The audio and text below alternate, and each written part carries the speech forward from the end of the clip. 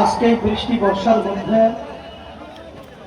আপনারা যে সমাবেশের চিত্র আমাদের সামনে উপস্থাপন করেছেন, এর মাধ্যমে প্রমাণিত হয়ে গেছে ভোলা জেলার মাটি ইসলামের পক্ষের ঘাঁটি। বিশেষ করে আমিও কিন্তু আপনাদের এই মাটিরই সন্তান। আমার নানা বাড়ি কিন্তু ভোলাতে। আমার নানা বাড়ি বুরহানুদ্দিন দেউলা তালুকদার বাড়ি।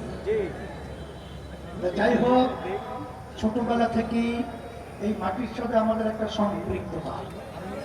তখন থেকে আমরা দেখেছি ভোলার মানুষগুলো ইসলামের প্রতি তাদের আন্তরিকতা অনেক বেশি।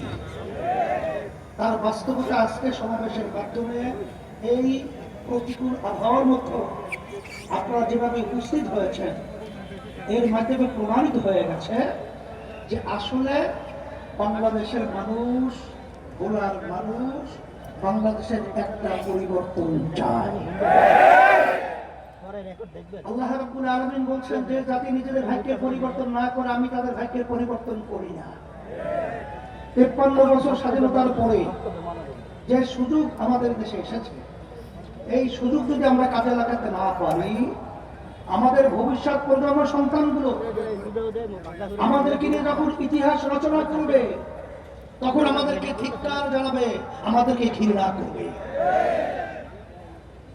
আপনারা দেখেছেন 53 বছর স্বাধীনতার পরে 54 বছর চলছে, যাদের মাধ্যমে যেমন যে নীতি আদর্শের মাধ্যমে এই দেশ তারা পরিচালনা করেছে, এই দেশটা একবার দুইবার নয় 5 বার তাম দুনিয়ার মধ্যে এরা চোরের দিক থেকে ফার্স্ট বাড়িয়েছে। এদের পরিচালনায় হাজার হাজার মায়ের কোল সন্তান হারা হয়েছে। সেই মায়ের কলিজা ফাটা চিৎকার এখন আমাদের কানে ভাবছে। যখন মা বলেছিল আজকে কয়েকদিন পর্যন্ত আমার সন্তান আমাকে মা বলে ডাক দেয় না, এই চিত্র আমাদেরকে আর দেখতে হবে। এটা আমরা চাই না, পরিবর্তন করতে হবে। আপনারা জানেন জেলের পরিচালনায় যখন মানুষ রাস্তায় নামতো খুন হতো, ঘরে থাকলে খুন হতো, আয়না ঘরের মতো জাহিলিয়াতের ইতিহাস এরা হার মানিয়েছে।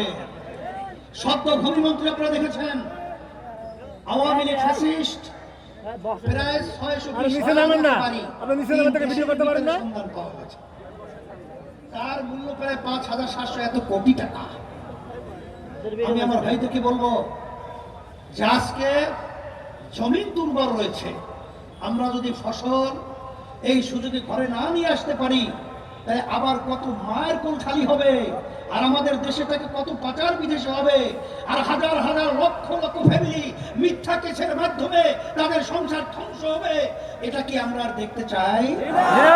নাই চাই। দুনিয়াতে শান্তি আখেরাতে মুক্তির লক্ষ্যে আওয়ামী লীগের শাসন আমরা দেখেছি, বিএনপির শাসন দেখেছি, জাতীয় পার্টির শাসন দেখেছি, কিন্তু যে দেশের মধ্যে আজানের শব্দে বাচ্চাদের ঘুম ভেঙে যায়, আজানের শব্দে বাচ্চারা মায়ের কোলে ঘরে যায়, যে দেশে জুমার মসজিদে মসজিদ ধরে নাম, সেই দেশের মধ্যে আব্রাহাম লিঙ্কন, লেনিন, কালমার্ক্সের নীতি আদর্শ অনুযায়ী আমাদের দেশ চলবে, এটা হতে পারে না।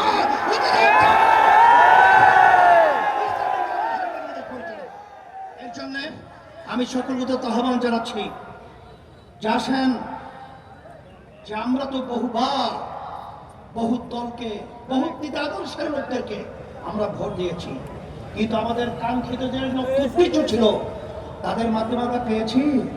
যদি নাই পেয়ে থাকি, আমি সকলকে আহ্বান জানাবো, আসেন আজকে বাংলাদেশের মধ্যে যারা ক্ষমতা প্রেমিক রয়েছে, দেশ প্রেমিক, আমরা একত্রিত হয়ে এই ক্ষমতা প্রেমিকদেরকে এই বাংলার মাটি থেকে ওদের শিকার উপড়িয়ে বঙ্গোপসাগরে নিক্ষেপ করতে হবে।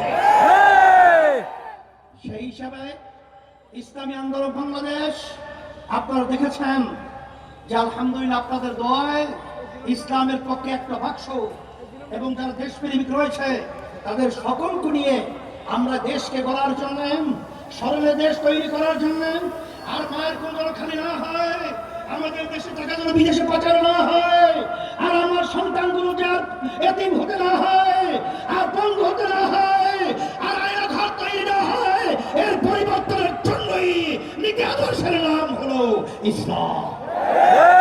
আর পিয়ার পদ্ধতির নির্বাচন আপনারা শুনেছেন যে এর মাধ্যমেই বাস্তবতা হলো প্রতিটা ভোটারের ভোটের মূল্যায়ন হবে।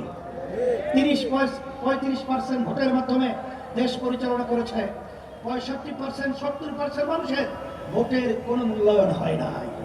আর এই পদ্ধতির মাধ্যমে এখন বর্তমান নির্বাচন যে পদ্ধতিতে বিগত দিনে চলছিল, এর মাধ্যমে ফ্যাসিস্ট তৈরি হয়, সংবিধান চটি বই হিসেবে ব্যবহার করা হয় এবং অন্যান্য ভোটারদের কোনো মূল্যায়ন থাকে না।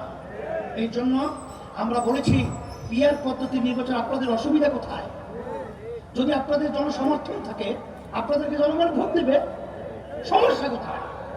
আসলে মূল ব্যাপারটা হলো এই যে ওরা গুন্ডামি করবে, ওরা যে ওই কালো টাকার মাধ্যমে গুন্ডা তৈরি করবে, সেন্টার দখল করবে এবং সেখানে বিভিন্ন ধরনের গুন্ডামি তাণ্ডব পরিচালনা করবে, দিনের ভোটাতে বাক্সে ঢুকাবে, এইটাই অসুবিধা হয়ে গেছে। কিন্তু এখন বাংলাদেশের মানুষ কিন্তু সজাগ, এখন তারা ঘুমন্ত নয়। জুলাই চেতনা বাস্তব দেখেছেন, সেই বাংলাদেশের সবচেয়ে দুনিয়ামুখী যে শিক্ষা প্রতিষ্ঠান রয়েছে ভার্সিটিতে, সেই জুলাই গণ অভ্যুত্থানের